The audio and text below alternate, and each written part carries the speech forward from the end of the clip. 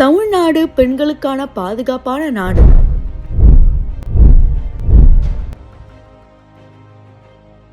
இளைஞர்கள் தங்களோட ஏம நோக்கி ஓடிக்கிட்டு இருக்காங்க அப்படின்னு மூச்சு விடாம பேசுற மு.க. ஸ்டாலின் அவர்கள் சமூக வலைத்தளங்கள்ல பாக்குறாரா இல்லையான்னு தெரியல. கடந்த 10 நாட்களா திமுகவை பத்தி டிசைனா செய்திகள் வருது. ஆனா திமுகவை சார்ந்த எந்த சேனல்ஸும் இத பத்தி பேச மாட்டேங்கிறாங்க. நேற்று ஒரு நார்த் இந்தியன் இளைஞரை கூட்டிட்டு வந்து எப்படி போட்டு அடிச்சாங்க அது வரைக்கும் தான் நமக்கு தெரியும்.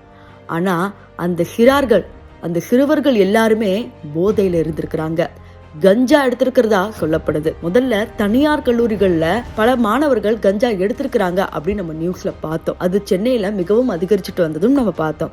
ஆனா இன்னைக்கு திருத்தணி வரைக்கும் போயிருக்கு. அப்ப தமிழ்நாட்டுல போதை விற்பனை அதிகரிக்குதா அப்படிங்கிற ஒரு கேள்வியை கொண்டு வருது. அது மட்டும் இல்லாம திமுக வந்தாலே ரவுடிசம் அப்படிங்கிறது கண்டிப்பாக இருக்கும் அப்படிங்கிறதுக்கு இன்னொரு சான்று தான் திமுக பிரமுகர் ஒருத்தர் ஒரு இளைஞரை எப்படி பேசியிருப்பாங்க அப்படிங்கறது இந்த வீடியோவை நீங்க பார்த்திருப்பீங்க.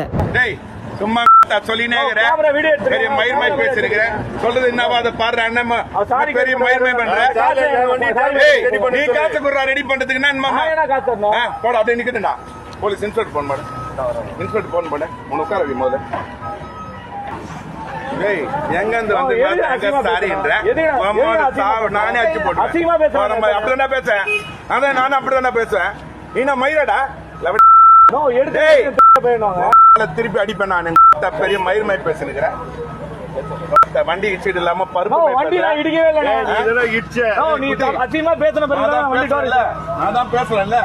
திமுகவை பொறுத்த வரைக்கும் இதெல்லாம் அடிக்கடி வர செய்திதான். இவங்க ஆட்சி வந்தாலே பண்றதுதான். ஆனா சவுக்கு சங்கருக்கு நடக்கிற அநியாயங்களை கேட்கும் போது இவ்வளவு தூரம் தரம் தாழ்ந்து போயிட்டாங்களா அப்படிங்கறது தான் தோணுது. Savukku Shankar heart patient, ஆபீஸ seal வச்சுட்டாங்க. உள்ள போய் என்னோட டாக்குமெண்ட்ஸ் மட்டும் எடுத்துக்கிறேன், நான் போய் டாக்டரை மீட் பண்ணணும் அப்படின்னு கேட்டா உள்ள விட மாட்டேங்கிறாங்க. இப்ப கூட அவர் பெயில்ல வெளியே வந்தாலும் விசாரணை அப்படின்னு சொல்லி நேத்து ஃபுல்லா கேட்டிருக்கிறாங்க. இதனால அவரோட அப்பாயின்ட்மெண்ட் மிஸ் ஆயிருக்கு. இன்னும் கவலைக்குரிய செய்தி என்னன்னா அவருக்கு கொடுக்கற சாப்பாட்டுல என்னமோ கலந்து கொடுத்திருக்காங்க அப்படிங்கிற ஒரு செய்தி தான். இது இவருக்கு மட்டும் இல்ல, திமுகக்கு எதிராக பேசுற ஒரு சில நபர்களுக்கு இது நடந்துட்டே வருது அப்படிங்கிற மாதிரி சொல்லியிருக்காங்க. இதையும் தாண்டி என்னோட ஹீமோகுளோபின் லெவல் கம்மியா இருக்கு, என்னோட ரத்தத்துல பாக்டீரியா கலந்து இருக்குது, இதனால 2வது நாள் விசாரணையிலே எனக்கு ஜுரம் வந்துச்சு, ஆனா இந்த கிளைமேட்டால இப்படி இருக்குதே நான் நினைச்சா அப்புறம் தான் தெரியுது சாப்பாட்டுல ஏதோ கலந்து கொடுத்துருக்காங்கன்னு. ஆனா இவ்வளவு தூரம் பண்றாங்களே அப்படின்னு நினைக்கும் போது கஷ்டமா இருக்குன்னு சமூக வலைத்தளங்களில் தனியார் இன்டர்வியூல